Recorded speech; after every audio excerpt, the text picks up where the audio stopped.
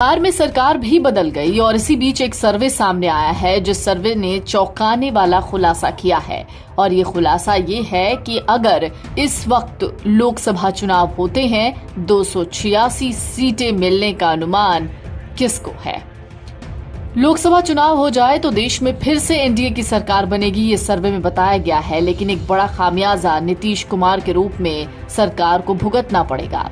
आज तक और सी वोटर के मूड ऑफ द नेशन सर्वे में बात सामने आई है। सर्वे में क्या कहा गया है, सबसे पहले ये जान लीजिए। सर्वे में बताया गया है कि लोकसभा चुनाव में किसको कितनी सीटें मिलेंगी। सर्वे के मुताबिक अगर 1 अगस्त तक लोकसभा चुनाव होते हैं तो 543 सीटों में एनडीए को 307 सीटें, यूपीए को 125 सीटें, जबकि अन्य पार्टियों को 111 सीटें मिलती। लेकिन अगर बिहार में सरकार बदलने के बाद चुनाव होते हैं तो एनडीए को सीधे 21 सीटों का नुकसान होता। एनडीए को सीटें घटकर 286 हो जाती, वहीं यूपीए को 146 सीटें, जबकि अन्य दलों को 111 सीटें मिलती। आज तक और सी वोटर ने फरवरी 2022 से लेकर 9 अगस्त 2022 तक ये सर्वे किया। इस सर्वे में 1,22,016 लोगों को शामिल किया गया। सर्वे की तारीख 9 अगस्त इसलिए तय की गई क्योंकि इस दिन ये तय हो गया था कि नीतीश कुमार बीजेपी से गठबंधन तोड़ेंगे। वहीं अगर अभी चुनाव होते हैं तो एनडीए को 41.4% वोट मिलेंगे, यूपीए को 28.1% और बाकी दलों को 30.6% वोट मिलेंगे। यानी इस बार भी एनडीए को यूपीए से 13.3% वोट ज्यादा मिलेंगे। सर्वे में पीएम फेस पर भी सवाल पूछा गया। सर्वे में लोगों से पूछा गया कि देश का अगला पीएम कौन होगा तो 53% लोगों ने नरेंद्र मोदी के नाम पर मुहर लगा दी। सर्वे में दूसरे नंबर पर रहे राहुल गांधी, उन्हें 9% लोगों ने वोट दिया। इस सर्वे में दिल्ली के सीएम अरविंद केजरीवाल ने यूपी के सीएम योगी आदित्यनाथ और केंद्रीय गृह मंत्री अमित शाह को पीछे छोड़ दिया। केजरीवाल को 6% वोट मिले, जबकि योगी को 5 और शाह को 3। एनडीए के कामकाज पर भी सर्वे आया।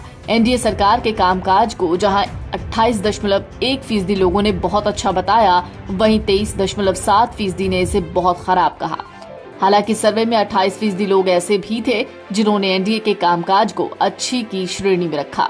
वहीं 8.5% ने वर्तमान सरकार के कामकाज को खराब बताया। देश में 42.8% लोग मानते हैं कि पीएम नरेंद्र मोदी ने अच्छा काम किया है, लेकिन उनके काम को केवल 22.7% ने ही सराहा है, जिसमें 13.2% ने खराब और 12.9% ने बहुत खराब बताया।